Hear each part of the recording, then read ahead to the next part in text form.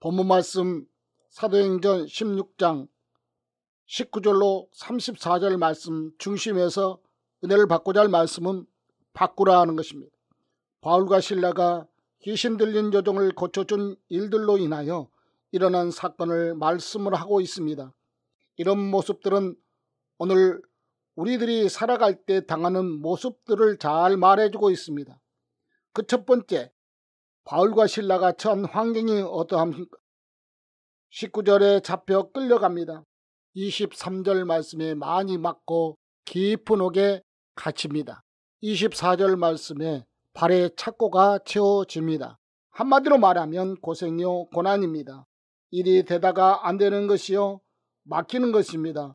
이런 상황에 처해 있으니 얼마나 답답하겠으며 얼마나 힘들었겠습니까? 낙심이 될 수밖에 없고 절망이 일어날 수밖에 없습니다. 바로 이런 모습들이 우리 믿는 사람들의 삶에 동일하게 있다는 것입니다. 우리들도 나름대로 어려움을 당합니다. 물질의 어려움, 가정의 어려움, 건강, 일, 여러 모양의 어려움과 곤란함을 당합니다. 가정도 어려움을 당하고 교회도 어려움을 당합니다. 흑자는 이렇게 말합니다. 아니, 예수 믿는 사람들이, 기도하는 사람들이, 믿음이 있는 사람들이 왜 어려움을 당하냐고, 왜 일이 안 되냐고, 왜 그 지경에 빠지게 되냐고 말입니다. 예수를 믿으면 안 믿는 사람들과 달라야 하지 않겠느냐는 것입니다. 그도 그럴 것이 살아계신 하나님을 믿고 살아가는데 그 하나님은 왜 안 도와주시냐고 할 때 말도 없고 또 우리 스스로 생각을 해도 그런 것 같습니다. 그런데 여기서 우리가 기억해야 할 것이 무엇입니까? 믿는 사람이라고 어려움을 안 당하는 것이 아니라 믿는 사람도 어려움을 당한다는 것입니다. 아니, 어떻게 보면 더 당할 수밖에 없습니다. 오늘 본문에 바울과 실라가 어려움을 당한 모습이 바로 그 모습입니다. 어려움을 당해야 대적하는 무리들이 살판이 나기 때문에 그렇습니다. 특히 오늘날 믿는 우리들로 어려움을 많이 당하게 하는 이유가 무엇입니까? 우리로 믿음의 삶을 살지 못하게 하기 위해서입니다. 어려움을 주어서 기도도 못하게 하고 전도도 못하게 하고 교회도 부흥되지 못하게 하고 가정도 불화를 가져다 주기 위함입니다. 이런 환경 가운데서 믿는 사람들이 어떻게 해야 합니까? 어떻게 하느냐에 따라 천국의 삶이 되느냐 아니면 지옥의 삶이 되느냐가 되어집니다. 어떻게 합니까? 환경 속으로 빠져가는 사람들이 있습니다. 더군다나 바울과 실라와 같은 일을 하다가 이런 경우에는 더더욱 그렇습니다. 왜 바울과 실라가 잡혀 들어갔습니까? 16절로 18절 말씀처럼 귀신 들린 여종을 고쳐 주었는데, 다르게 말하면 좋은 일을 했는데 오히려 그것으로 인하여 어려움을 당하게 된 경우입니다.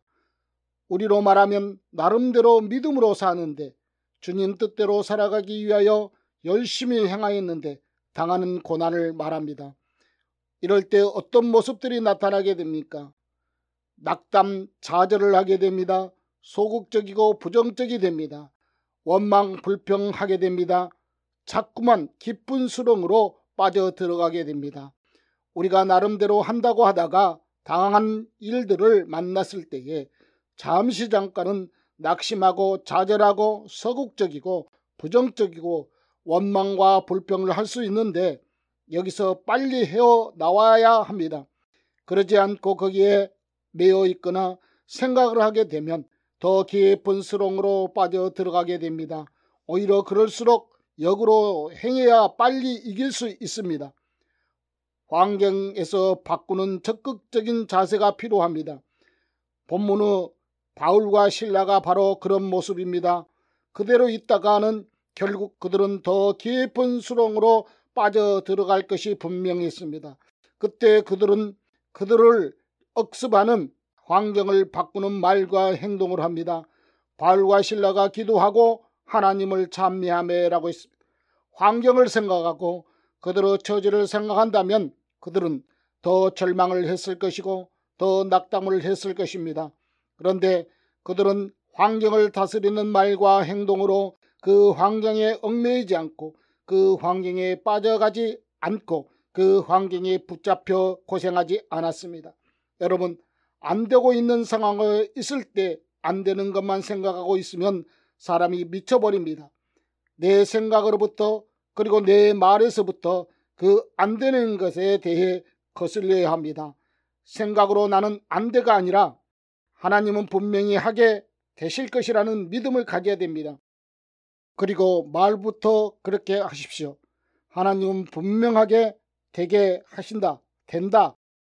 사람은 사람의 영향을 많이 받습니다.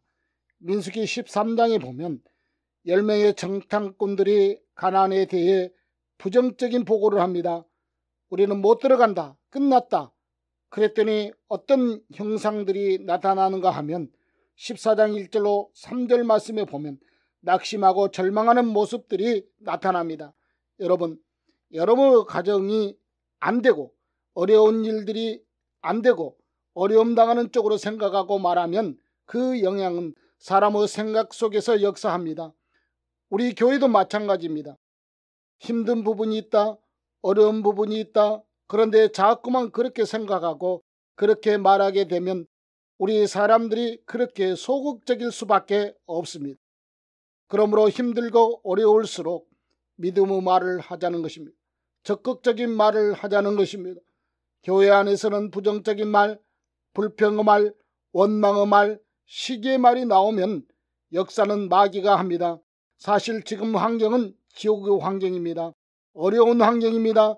그러나 우리가 어떻게 생각하고 어떻게 말을 하느냐에 따라 그 환경이 천국이 되느냐 지옥이 되느냐가 되어집니다.